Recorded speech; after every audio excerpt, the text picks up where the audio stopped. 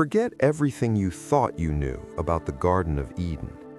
What if you were there at that exact moment, feeling the warmth of the sun penetrating through the golden leaves, the sweet aroma of flowers that never wilt, and then the cold, seductive whisper of the serpent cutting through the air like a blade of ice? This isn't just another biblical retelling. Today, you're going to experience the most crucial moment in human history as if you were standing beside Eve. We're diving into the precise instant when humanity chose knowledge over obedience. And if you stay until the end, I'll reveal what the true immediate consequence of that choice was, something most people never realize. So buckle up, because this journey is going to completely change your perspective on free will, temptation, and the price of knowledge. Imagine you're in Eden. This isn't an ordinary garden, it's perfection manifested. Every fruit has the exact flavor your body desires. Every breeze carries a perfect temperature. There's no pain, no fear, no knowledge of evil. But then, among the shadows of ancient trees, a presence emerges. This isn't just a talking cartoon snake. The Serpent of Eden was far more than that. The serpent, more than a reptile, a master manipulator. Described as the craftiest of all animals, this creature didn't attack with violence. Its weapon was far more sophisticated: the question. Did God really say you must not eat from any tree in the garden? Notice the diabolical genius here. The serpent didn't assert anything, it just questioned. And in that seemingly innocent question, there was already a subtle poison, exaggeration. God never said they couldn't eat from any tree, just one. But the serpent planted the seed. Is God being too restrictive? Exploiting vulnerability, curiosity, and the desire for more. Eve corrects the serpent, explaining they can eat from all trees except one, but watch what happens next. She adds something God never said, and we must not touch it or we will die. This detail is fascinating. Eve was already building extra walls around the divine commandment. Why? Perhaps fear. Perhaps there was already a dangerous curiosity growing in her heart, and she needed additional barriers. By the way, have you noticed how we do this too? We create extra rules to protect ourselves from temptation? Leave in the comments, what's that area of your life where you feel you need extra walls to avoid giving in? Let's create a real conversation here. The allure of the forbidden fruit, more than taste, the promise of elevation. Then the serpent launches its final attack. You won't die at all. God knows that when you eat it, your eyes will be opened and you'll be like God, knowing good and evil. Here's the ultimate temptation. It wasn't about the fruit itself. It was about ascension, being like God, transcending limits, achieving forbidden knowledge that would elevate them to a new level of existence. And look at the description of the fruit through Eve's eyes: good for food, pleasing to the eye, and desirable for gaining wisdom. 3 levels of temptation: physical, taste; aesthetic, sight; and intellectual, wisdom. The serpent wasn't selling a fruit, it was selling evolution. Now let's go deeper. Let's enter Eve's mind at that crucial moment, because this wasn't a blind impulse, it was a conscious decision loaded with internal conflict.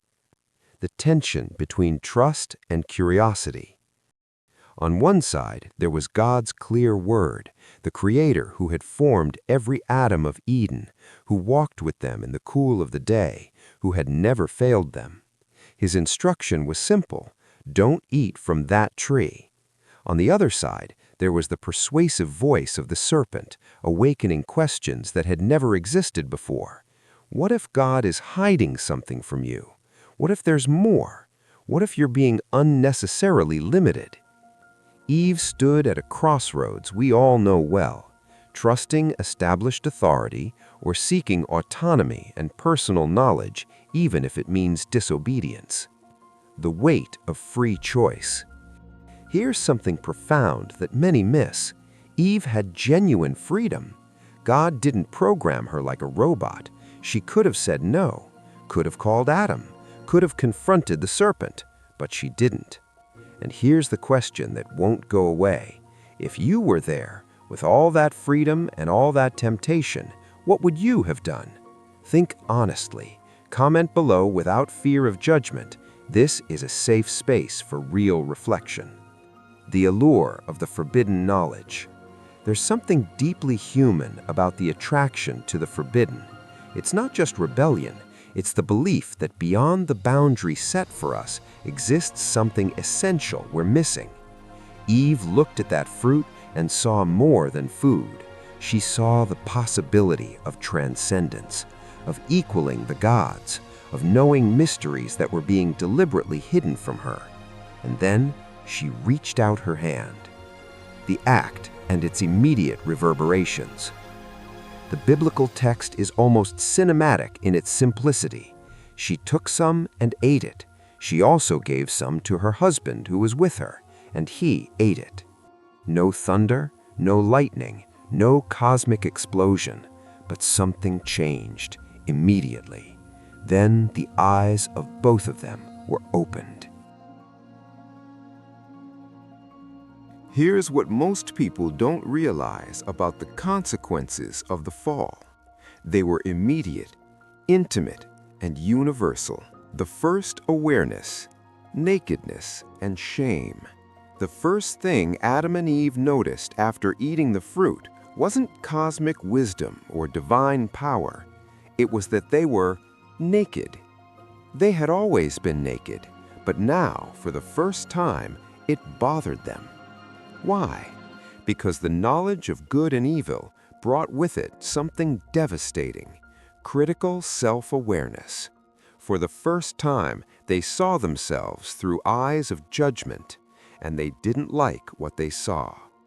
So they made clothes from fig leaves, humanity's first attempt to hide, to cover, to protect themselves from vulnerability, the hiding, when relationship breaks. When God came to walk with them in the cool of the day, as he always did, something unprecedented happened. They hid. Think about the depth of this. The couple who had perfect communion with the Creator, who had never known fear or guilt, were now literally hiding among the trees. The first casualty of disobedience wasn't physical, it was relational. Intimacy with God was broken, and with it, intimacy with each other, the blame transfer, when responsibility fragments. When God confronts Adam, observe his response. "It was the woman you gave me who gave me the fruit." Notice carefully, Adam doesn't just blame Eve, he subtly blames God. "The woman that you gave me." And Eve, "The serpent deceived me." Nobody takes full responsibility. Everyone points to someone else. And this pattern, this blame transfer, echoes through all of human history since then. Does this pattern sound familiar? How many times in our lives when we mess up is our first reaction to point to circumstances, other people, even God? Share in the comments a moment when you recognized this pattern in yourself. This honesty can free other people. The cosmic consequences, when creation groans. The consequences expanded beyond the couple. The earth itself was cursed.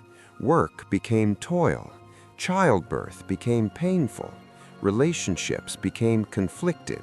And for the first time, death entered the human narrative.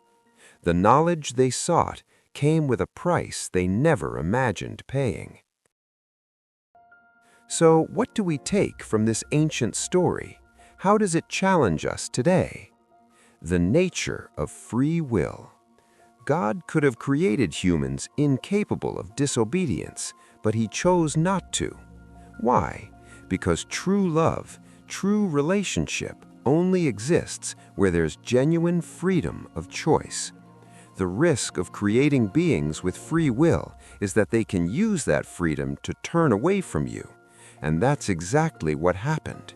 But here's the beautiful part. Even after the fall, even after the disobedience, God didn't abandon humanity. He made garments of skin for Adam and Eve, the first recorded sacrifice in the Bible, pointing to a future redemption. The meaning of boundaries.